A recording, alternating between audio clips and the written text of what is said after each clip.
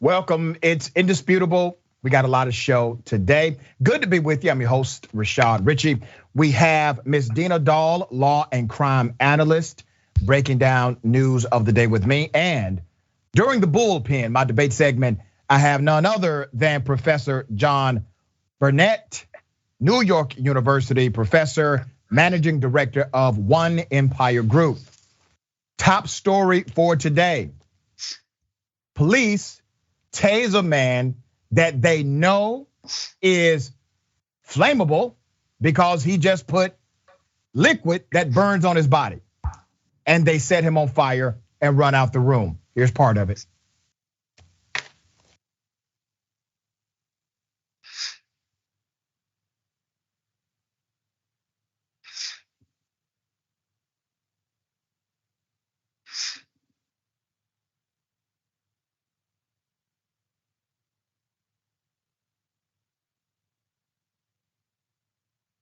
Now you're going to see the flames ignite.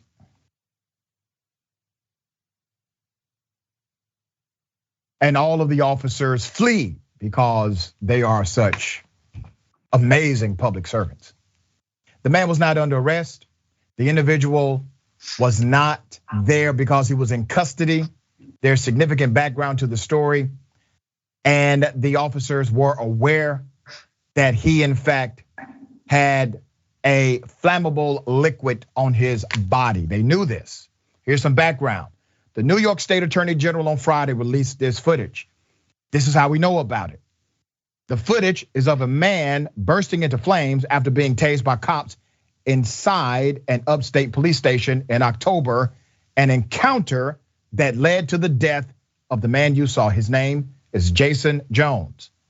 The disturbing surveillance video shows members of the Catskill Police Department running away, leaving the man as he desperately tries to put out the flames, engulfing his upper body and head. So they took Mr. Jason Jones to the hospital. He goes to the hospital. It takes a while for this to happen, 15, 20 minutes. He goes to the hospital. Here's what happens next. Jason Jones, 29, died December 15th at a hospital in Syracuse after spending 6 weeks in a medically induced coma. The Office of New York Attorney General Letitia James is investigating the death. The footage made public by her office shows Jones pacing around the lobby of the police station, some 30 miles south of Albany, New York, for about 10 minutes and speaking with several officers on October 30th. Well, he knew these officers. He was well known in that particular community. He was a former football star. Everybody knew him. There was an altercation at a bar. He was not arrested at the altercation. He then came to the police department because he did not like how the police officers that he knew handled that particular altercation, okay? As Jones is on the floor, badly burnt and screaming in anguish, the officer who deployed the stun gun came back in the room and appeared to try to get Jones' hands behind his back as he lay on the floor. Jones was never handcuffed, and a civilian whose face was blurred in the video came into the station to give him a hug. It would be about another 15 minutes before a medic brought in the gurney and wheeled Jones away to get treatment, according to the video. He died after spending 47 days on a ventilator, 47 days. He could not breathe. His lungs were so badly burned, he could not absorb oxygen, according to the Albany Times-Union. The newspaper reported that Jones, a former high school athlete in Catskill, had been at a nearby bar where police responded to a disturbance. He reportedly walked to the station and confronted the cops there. Police were initially treating this as an emotional, disturbed person before they advanced on him and tased him in an apparent attempt to arrest him, according to the article. Now, here's where, if anyone says Mr. Jason Jones got what he deserved, here's where I completely differ from your conclusion, okay? He was not under arrest. He was not threatening to harm any officers. He was not an individual who had a warrant out for his arrest. There was no reason for the police to tase him. There was a way to handle a disturbed person or a person dealing with a mental health crisis or whatever it may be. There's a way to handle it. But the officers also knew that if you tase him, he is likely to be set on fire. Why did they know that? They knew that because they saw him apply hand sanitizer to his body. They saw this. He did it in front of them. They were aware. And because they have tasers, that means they are taser certified. If you're taser certified, that means you are aware that if you tase someone with alcohol on the outside of their body, they could ignite in a flame. They knew it. All of them were aware of this. They do not get certified without that knowledge. It gets deeper. Kevin Louis Brand, lawyer for the Jones family, told the paper, and I quote, Jason was unarmed in the police station and not threatening anyone when the police hit him with 50,000 volts of electrical current and he ignited. Instead of helping Jason, the police ran out the room, shut the door, and let him burn. A law enforcement expert went on record. This guy is usually on the other side of a lot of commentary here. But he went on record and he said, the use of force reportedly, said officers are told to never use a taser on a person who is exposed to flammable liquids. They are told this. He told the paper the cops should have immediately tried to help Jones after he went up in flames. But you saw exactly what they did. They ran away. That's your finest. Protecting and serving. Ms. Dina Dahl, do I have this wrong? Not at all. And I totally agree with your frustration in this moment because, police officers are public servants and we give them lethal weapons. And to see what is being done with that weapon in this case is just so frustrating because like you said, he was unarmed and then what they did afterwards. I mean, clearly what I think they will be charged with a crime here. It was reckless manslaughter and possibly even some sort of murder charge. There was definitely an extreme indifference to human life here. As you said, he hugely doused himself right before this happened. And the fact that they didn't find a fire extinguisher or anything, we're in the middle of a police department. They're not out on the street here. Is just horrifying, really, what happened to this man. So I could see there being criminal charges against these police officers. And then to speak to kind of your frustration, this longer question of, why do we have police officers in a badge with weapons who are so willing to treat people in this way? Yeah, if he needed to be arrested, you say, sir, put your hands behind your back, you're under arrest. If he needed to be apprehended, where's he going? He's inside of your precinct. I'm sure you got about 50 or 60 cops around there that could apprehend him. You just saw him put alcohol on his body. He has hand sanitizer on his flesh. If you have taser certification, he will light up in a flame. This is egregious. We're gonna continue to follow it as it develops.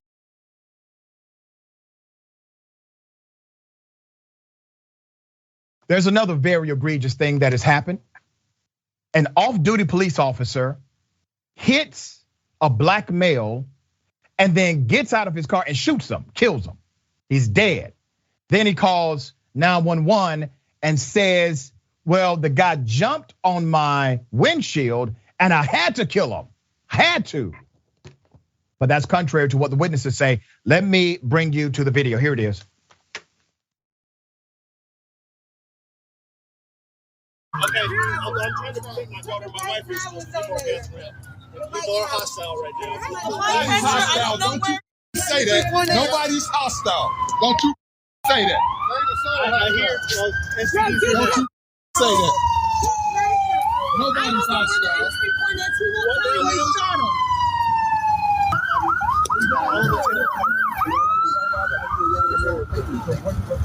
Mine's on my side.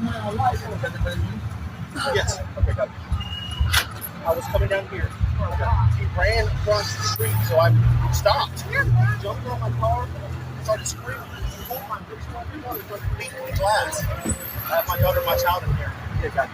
Are you related to anybody here? No, you too. Gotcha.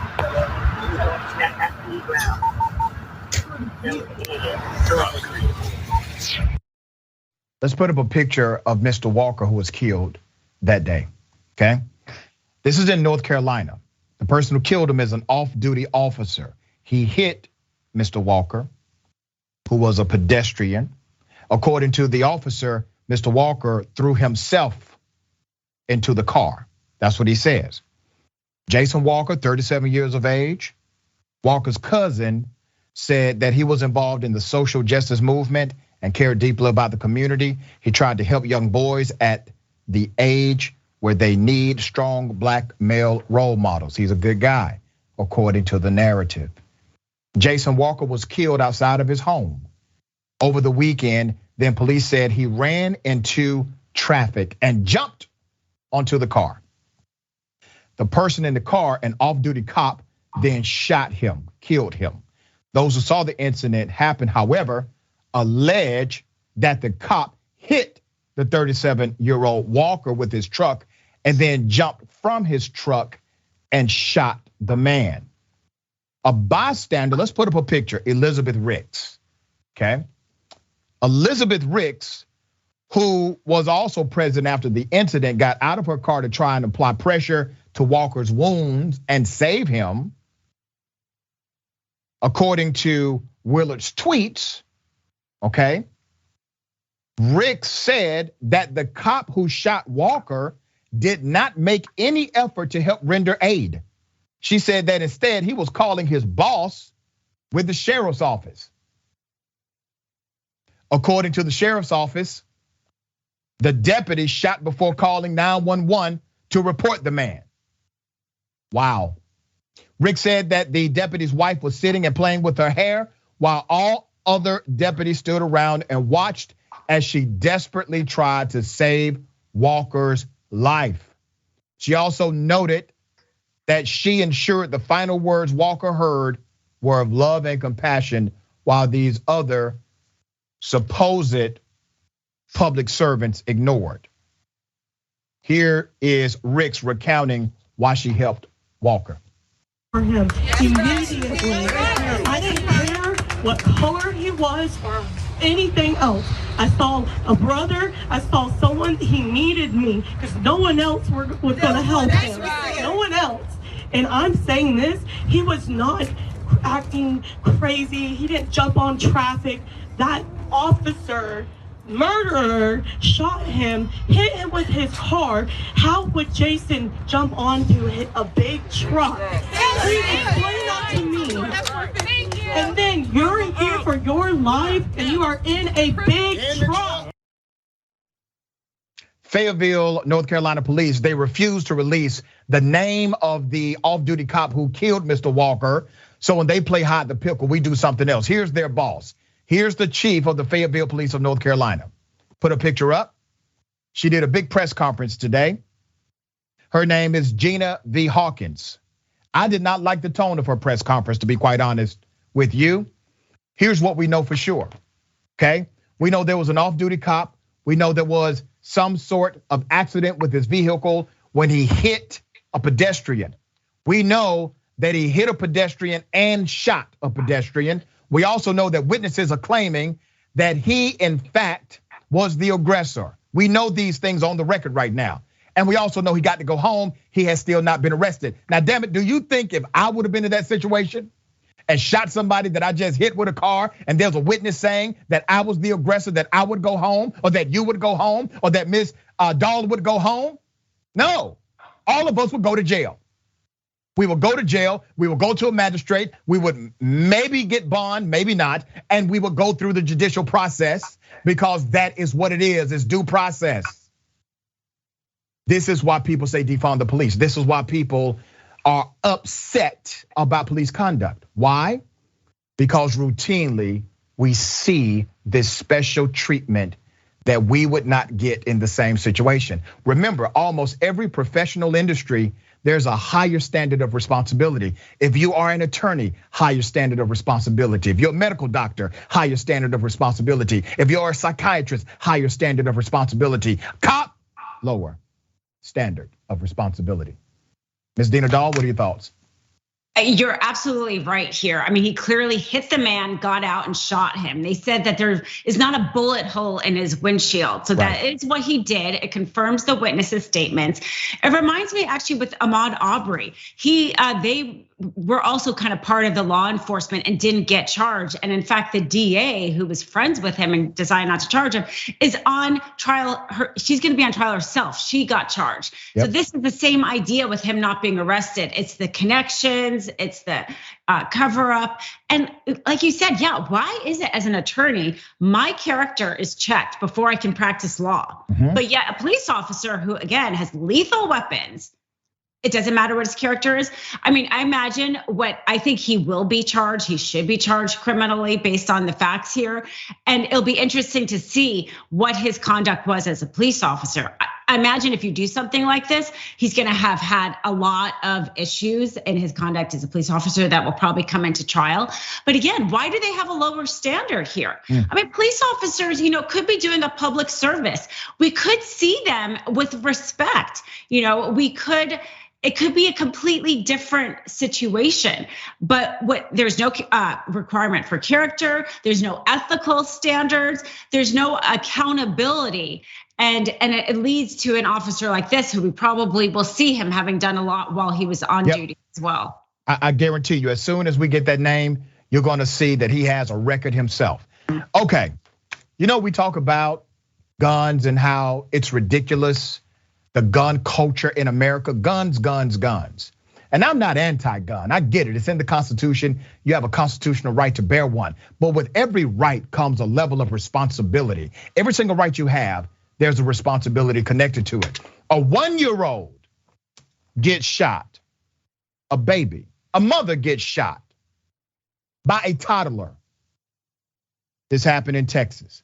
On Wednesday, January 5th, a toddler at a Texas Walmart parking lot accidentally got hold of the handgun that was not secured, wounding their mother and younger sibling, a 2-year-old, shoots a 1-year-old, and the mother gets shot as well because the firearm is not secured. It's in Texas, okay? Horrendous story. This is according to the Associated Press.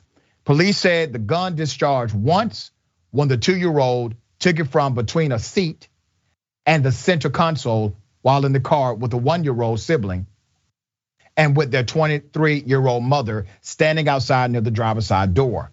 The children's 26-year-old father was standing near the vehicle's rear, according to the police. The mother and the 1-year-old were taken in to the Fort Worth hospital. The mother was wounded in the arm and chest, and the 1-year-old had a leg injury, but it is reported that the mother and baby may have been released from the hospital. Police Lieutenant Russell Grizzard said Granbury police have not determined whether charges will be filed against the parents. It's possible it's too early in the investigation to determine any criminal charges are going to be appropriate, but we will look into that, all right? You know where the real criminal charges need to go? Not only with individuals who are parents and not responsible gun owners, where everybody could have been dead, the 1-year-old, the 2-year-old, the mother and the father could be dead right now because of this ridiculous and insane negligence. But also, look at the culture of Texas. Look at the gun culture of Texas. They have a thing called constitutional carry, where you don't need a prerequisite to have a firearm. You don't need a permit, a license to carry. No, it's constitutional. So do as you want to do. It's ridiculous. This is an expression of the culture. Having rights comes with responsibilities. When did we lose that in the conversation? The names of the parents and children have not been released. 2019 data from Texas Gun Sense, a nonprofit working for gun violence prevention, cites this: at least 32 Texan children below the age of 17 died in unintentional shootings in 2019. There were 3,683 gun-related deaths in Texas in the same year, according to the organization. And when Texas and other states passed this stand your ground law, guns everywhere law, and this constitutional carry law, guess what increases every year? the number of gun deaths in those states. Direct correlation to the policy and culture of those said states. Ms. Dina Dahl, what are your thoughts on this? I mean, absolutely. We are having gun control, and this epidemic is so widespread, and it's become even more political. This idea that you should have unfettered gun rights. We have the First Amendment, we have free speech, but we also have libel laws, defamation laws. We have a lot of restrictions on our constitutional rights. But for whatever reason, gun owners believe that the Second Amendment it should have no restrictions, and it's creating chaos really in our country. And these parents, there is actually a storage law in Texas that is a misdemeanor. They could choose to charge the parents with that. To have a loaded weapon unsecured like that in a car is insane. They're lucky they also didn't hit a bystander. Yeah. But they probably will also get a visit from social services. And that may be their one consequence, because they clearly put their children in harm's way with that gun. Yeah, very unfortunate. I'm glad everyone is alive. I'm really happy that everybody is alive. Let this be the warning of warnings to that family and others. We got more on the other side. It's indisputable. Stick and stay.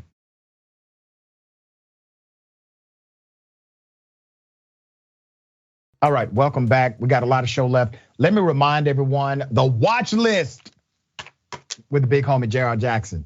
So proud of our big homie. This is an amazing show starting January 24th. Join J.R. Jackson live weekdays, 12 p.m. Eastern time, 9 a.m. Pacific time for the watch list. A new 10-week test series on TYT. Find out what stories you should be paying attention to in news, politics, culture, current events, sports, and more. Make sure to support JR by watching live daily. And don't forget to subscribe and follow at youtube.com/watchlist_TYT and facebook.com/watchlist_TYT. All right, and don't forget, we are the first. Many times TYT is the first to really hold the powerful accountable. We don't care who you are. We don't care what party you represent. All right, make sure you're part of that change in this country and beyond. TYT has been there for you. You can be part of the change machine by becoming a member at tyt.com/change. Let me read these amazing comments. TYT member Mickey C. the Silverhead Dragon says, Catskill, a small town where I used to live before I moved to upstate, solid red. Cops pretend that they're big time peacekeepers. This is horrendous. There isn't anything that more painful than being burned. Those cowards need to be charged with murder. Just Be Anti-Racist says, whomever is responsible for this gun and or registered to must be held accountable, responsible, and charged accordingly. YouTube Super Chat, Bernie the Kiwi Dragon. It looks and sounds like they weren't trained at all.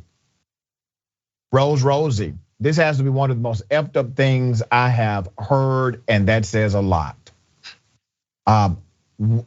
Is it Woozle? Forgive me if I'm saying it wrong, 1967. Did he also throw himself in the path of the bullets? I mean, this off-duty cop is spinning the ultimate what had happened was story. And he's getting away with it. They did not arrest him at nothing. Urban Mask, disturbing trend in Fayetteville, North Carolina. Look up Stephen Addison. Yep, road rage. Something nefarious is going on here. Tracy Ravenhawk, excuse me. Kids put their hands all over everything. You have to lock that firearm down. Agreed. Let's go to Twitch. Odd Storms. I don't even want cops to be charged with crimes. I want them to stop. Agreed. I want them to stop. Yeah. Okay. Ladies and gentlemen, I wish a Karen would. You want to call the police on them for having a barbecue on a Sunday. I feel free. Back off. I'm going to tell them there's an African-American man threatening my life. Pick up the Old. He's a Hey, throwing on down, punch you in the face. I mean,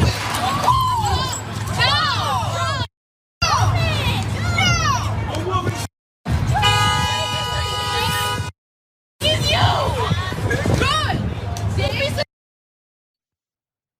Yep. All right. Karenicity here runs deep.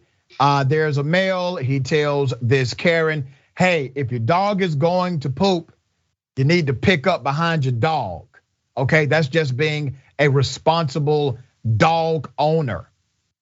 And she gets upset. She does, in fact, pick up the feces and decides to throw it at the man.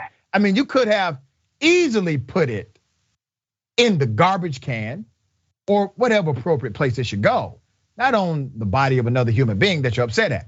So some may ask, is it even illegal? Yes, it is considered assault, okay? Here it is. Is it illegal to throw your poop? Yep, your poop or someone else's poop is against the law. It is a crime to knowingly or intentionally, in a rude or insolent or angry manner, place any bodily fluid or waste on another person. So the man's reaction is a reaction to an assault. So he was within the legal justification for his action. But we have an attorney to really break it down. Ms. Dina Dahl, was he legally justified by utilizing force to get the woman away from him who had just slung you know what?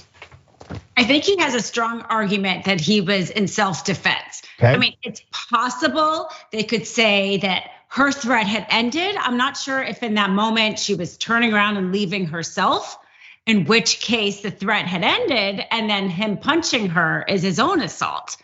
Possibly. But I think this is the kind of situation where I don't think they would bring any charges because they've both kind of done an assault maybe at this point, so. I think, okay, what about temporary insanity? Because I have to believe if somebody would put something like this on my body, for a moment, I'm gonna lose it. Am I okay? Am I legally in the clear here? It's true that it's provoked, right? I mean, that is part of like maybe self-defense is a provocation. Right. Again, I think that this is the kind of situation where he would be okay, that they would not say that somehow he assaulted her because either A, she did assault him first. If the threat ended, it was still probably enough of a provocation that they wouldn't charge him. Come on, Ms. Dahl. I mean, if getting dog feces thrown at you and it hits your body is not provocation, it's gonna be very difficult to say some other things are provocation in this world. Well, exactly. And that's why sometimes the law can be so technical, but you kind of have to take a step back and look at the reality of the situation would be that, I don't think a jury in the world would somehow convict him after seeing what she did. All right, I got something for everybody. Double dose. You want to call the police on him for having a barbecue on a Sunday. I feel free! Back off! I'm gonna tell them there's an African-American man threatening my life.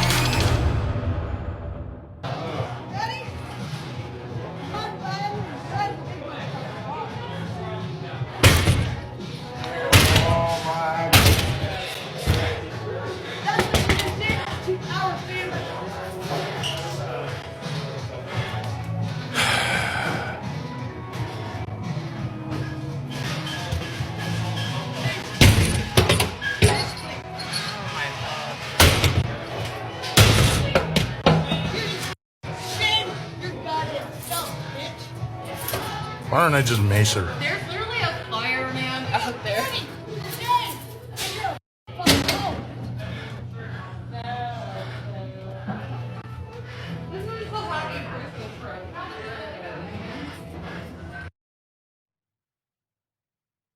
So according to witnesses, a fireman was actually outside. A fireman was there. He saw the whole thing and he was saying in his mind, my name Bennett and I ain't in it. This happened because the potential patron decided not to wear a mask and also did not have ID to enter. That's according to the bouncer who posted this on TikTok. Police did make contact with this particular Karen, but according to the narrative, she did not even get a citation. This is part of the challenge. The challenge is when you have behavior like this that goes unchecked, it doesn't stop the behavior, it empowers the behavior. She was obviously wrong and criminal for doing exactly what she did. But wow, If you do not have the proper prerequisite, remember, businesses can enforce a mask mandate, but you didn't even have an ID. They had an ID mandate at this particular place. You didn't even have an ID, so you're 0 for 2. Doing what you're doing is proving why you should not be inside of that establishment. Ms. Dina Dahl, are they right? Are they proper in their legal understanding to say, no ma'am, no ID, no mask, no entry? Yes, absolutely. They can definitely borrow you. I think not having an ID, that seems, I mean, we've been dealing with that for ages, never mind the mask. It's a good thing they have strong glass because those were pretty heavy objects she was trying to hit them with. I mean, it's a sad situation. She seems like somebody who's troubled, and it was Christmas Eve, which we don't really know what is going on with her. And possibly that was why she didn't get the citation. But you would think that she would have known before walking there or taking her scooter there that she wasn't going to be let in because of the fact she didn't have the ID, let alone the mask. Yeah. All right. We got more on the other side. It's indisputable. Stick and stay.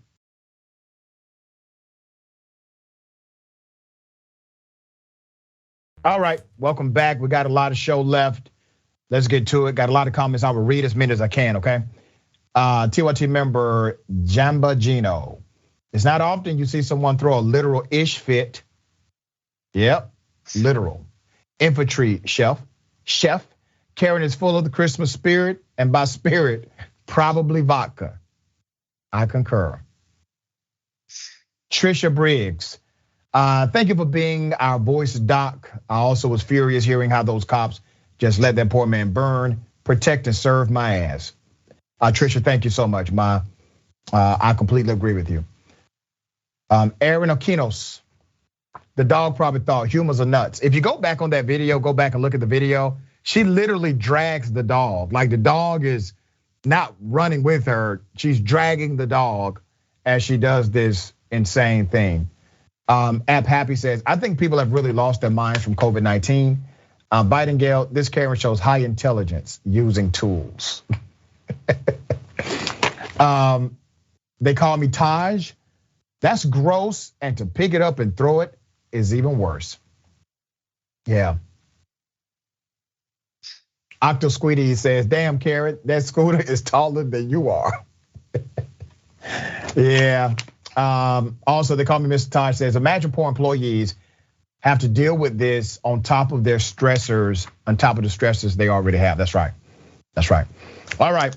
Let me take you to a really sad story. A Black woman, social worker, dedicated her life to children, gets a call to check on a potentially dangerous situation with 6 children. She goes there, she gets stabbed to death by the white male at the house. Put up a picture of this guy, they finally caught him, okay? I'm gonna give you some background to this story. Let's put up the picture again of the social worker. Her name is Deidre Silas, beautiful smile. And by all accounts from everybody that knew her, beautiful person, inside and out. According to CBS Chicago, Deidre Silas conducted a home visit in Sangamon County after reports of 6 young children were being endangered surfaced. It came to her desk. So what did? She did her job. She went to the home to investigate and was stabbed by 32-year-old Benjamin Reed, who was white. Let's put up a picture of Benjamin Reed again. The youngsters ranging in ages 1 to 7 were allegedly in the house when this happened, but did not witness the crime. It became a huge crime scene. Here's a picture from that crime scene. It was a massive shock to that community. The murder happened shortly after 4 p.m. in Thayer, Illinois, a town 20 miles outside of Springfield. The Sangamon County Sheriff's Office told the news outlet that officers responded to the stabbing and had to enter the house by force. Silas was already dead upon police arrival. The children were not injured during the attack. The Department of Children and Family Services Director Mark Smith released a statement regarding the tragic death of this social worker. Mr. Smith said, and I quote, "The Department of Children and Family Services is deeply saddened by the tragic death of our colleague, Deidre Silas. Our most heartfelt condolences, thoughts, and prayers are with her family during this difficult time. Social work is more than just a job, it is a calling. I'm highlighting this because I work with young kids who have to be placed in temporary homes. I was a foster kid myself, and I work with various organizations that do this kind of work. And it's dangerous work because of what you just saw. But this is not a one-off. Sometimes there are fights, sometimes there's extreme aggression, terroristic threats, and that's why many times social workers will actually request a local law enforcement agent to go with them when they do what's called an on-site visit in order to see if children are in danger. Support your local social workers. Do that. Support those agencies because they are doing tremendous work on behalf of children on a regular basis. Ms. Dahl, what are your thoughts about this? I think she died a hero, and I'm so glad you're highlighting this, and I wish it would get picked up nationally because those, the allegations of abuse of those kids were probably really happening, and she saved those children from abuse essentially and lost her life as a result of it. I mean, the epidemic of addiction and mental illness in this country is creating huge amount of children that are in danger, and it's really overlooked by the national media. I mean, I've analyzed cases a lot, criminal trials, where it is a parent that causes the death of a child. And it is only our social services and social workers who are the buffer and can be there to protect these children and look to see what is the home situation really like. Without them, these children have nobody. So to me, she's a hero, and it's just so sad that she lost her life as a result of this. I agree with you wholeheartedly. She likely has saved the lives of these children. She has obviously exposed why this is a bad person to be around children. And in the process of doing that, she made the ultimate sacrifice. So she will be noted as a hero here at TYT.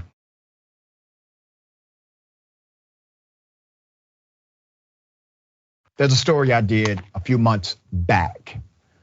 I want to remind you of what happened to a black kid and his teacher. Here it is. Hey! Hold on. Get the bro. Hey, hold on. Oh, guys.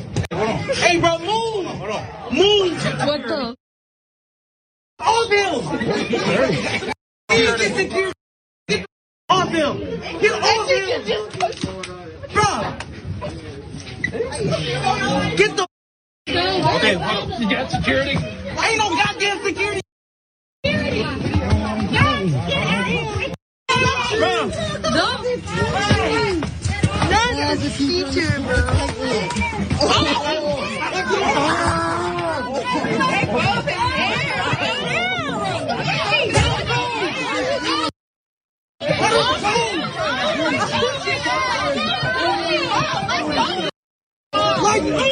You got his hair.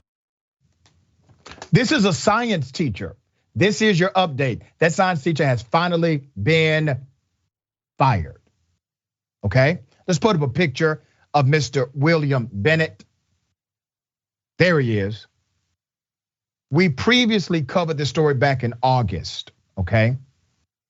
The former teacher at Marion Seymour High School in Kentucky was fired last month after an investigation into a fight caught on video in August 2021 found that the science teacher escalated the situation by making inappropriate comments to the student. Bennett admitted, he said he did it, to saying something to Jameer Strain about being shot. The kid he was pouncing on, that he was grabbing and choking, grabbing his hair, that kid was actually a victim of being shot. A gunshot victim in his classroom. That's who that was, okay? Because of his statement, it provoked the student to strike Bennett, the teacher. That's according to the letter, okay? Bennett then caught the student, he ran after the student and put his whole body and weight on top of the student, who had previously told outlets that he had been shot in a drive-by shooting in 2020, said he hit Bennett first because the teacher said, "You would be just another black boy shot." Okay.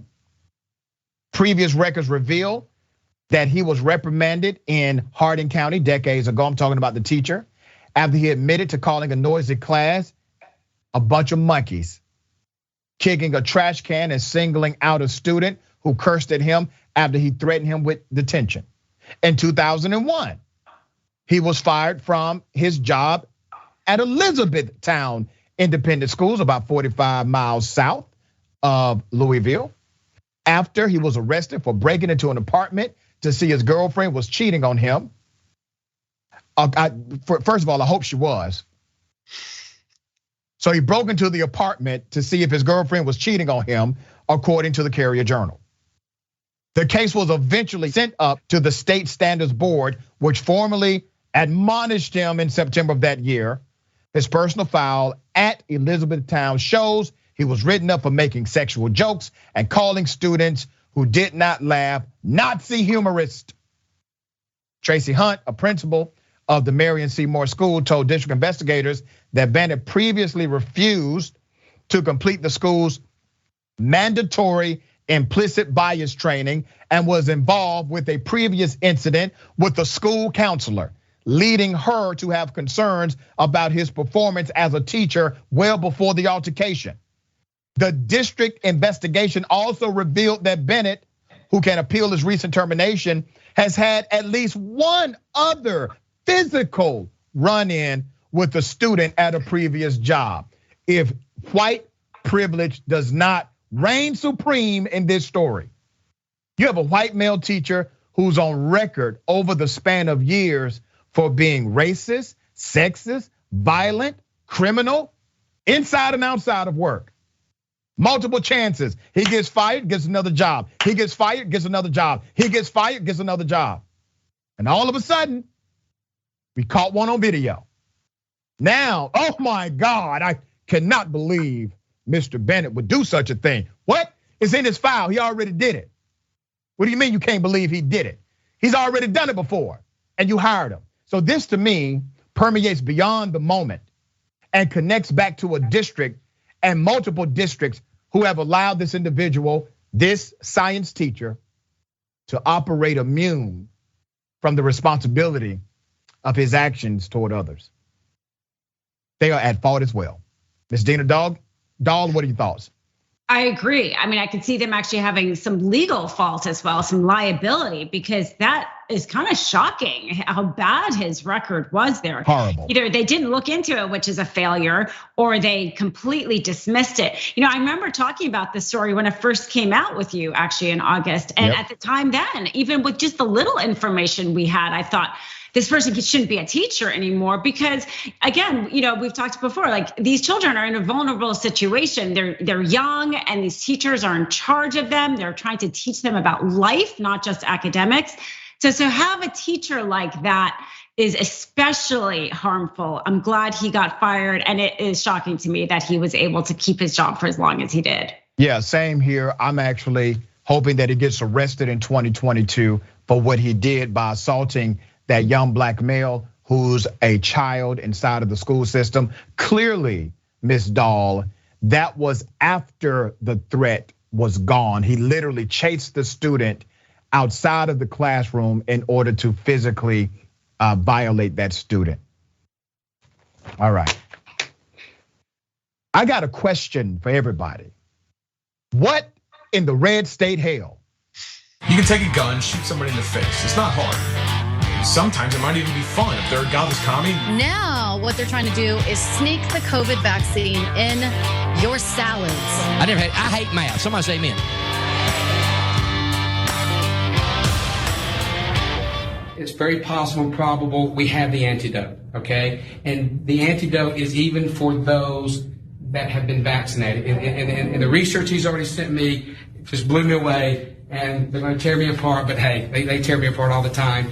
And I've been practicing this for 20 years, and everybody's always said I'm cray-cray, and I am, but I'm crazy like a fox, okay? And guys, when I tell you this, please, take it with a grain of salt, but go do the research, okay? Because this is going to just be like, there's no way. But the antidote that we've seen now, and we have tons and tons of research, is urine therapy. Okay? And I know to a lot of you, this sounds crazy, but guys, God's given us everything we need, okay? Test and prove all things, okay? This has been around for centuries. We've got research after research, documented, peer-reviewed, published papers on urine. We do. We have this. He's lying. Urine therapy has not proven to stop or cure COVID-19. Okay, let's put up a picture of this guy, anti-vaxxer guy. All right, let's put his picture up. There it is. His name is Christopher Key. Christopher Key posted over the weekend on his Telegram account after he was released from jail over trespassing. He posted this ridiculous commentary about urine therapy. Now, ladies and gentlemen, the man you see is a man who drinks urine. And he admits he's been drinking urine for at least 20 years. So, ladies, if you see this guy on a dating app, just know this is a man who drinks urine, his own urine. All right. He was in the Jefferson County Jail in Birmingham, Alabama. He was charged with criminal trespass in the 3rd degree for an arrest at a Whole Foods in April. Key had planned, now get this, Key had planned a road trip where he would conduct citizen arrests, multiple, against who? Democratic governors. Let me give you some background to that. At the end of December, Key set out on his road trip with the goal of arresting Democratic state governors over their vaccine mandates. In a series of Telegram posts in mid-December, Key also showed off an arsenal of weapons, including a flamethrower and a high capacity firearms. Here's the picture. Steve Bannon starter kit. Okay. Key initially gained national notoriety after threatening to execute pharmacists. And there he is. Miss Dina Dahl, urine therapy. You know, I got a few things with this situation here. One, I like how he says, I have a double blind study. And then in the next sentence, he said, well, it's just anecdotal because we can't, get enough volunteers to research this. So he's lying in that own statement. Yep. It's amazing though, his intent to arrest the governors. That sounds to me actually like attempted kidnapping. Why is this person not being charged with stuff like that? We've talked about this on the show before, where these crazies do things that are really serious, but somehow not arrested for it. It sounded like he was arrested for trespassing. But if you are saying you're gonna go with these weapons and basically attempt to kidnap a governor, he should be charged with that. Yeah, and just imagine if these individuals, would have been, let's say, Muslim, last name is Muhammad, or if they would have been black, and they're posing with guns saying they're going to start arresting sitting governors, that they've already made efforts to go to these states. It would be a problem to the conscience of white America. But for some reason, he's no problem. He is a problem. The guy drinks his own urine, all right? There's no telling what he'll do with his life. Ms. Dina Dahl, thank you so much. How can people follow you? Check out your great work. Thank you so much for having me. They can follow me on Twitter, @DinaDahl1. Do not forget the big homie, J.R. Jackson, live weekdays, 12 p.m. Eastern time, 9 a.m. Pacific time. The watch list starting January 24th. This is a new 10-week test series on TYT. I'm sure it's gonna do great. Find out what stories you should be paying attention to in news, politics, culture, current events, sports, and more. Make sure to support JR by watching live, all right? Watch live daily, and don't forget to subscribe to the YouTube channel, youtube.com/watchlistTYT and facebook.com/watchlistTYT. Make sure you become a member. Take care of yourself, take care of each other, take care of the planet. Remember, the truth is always indisputable.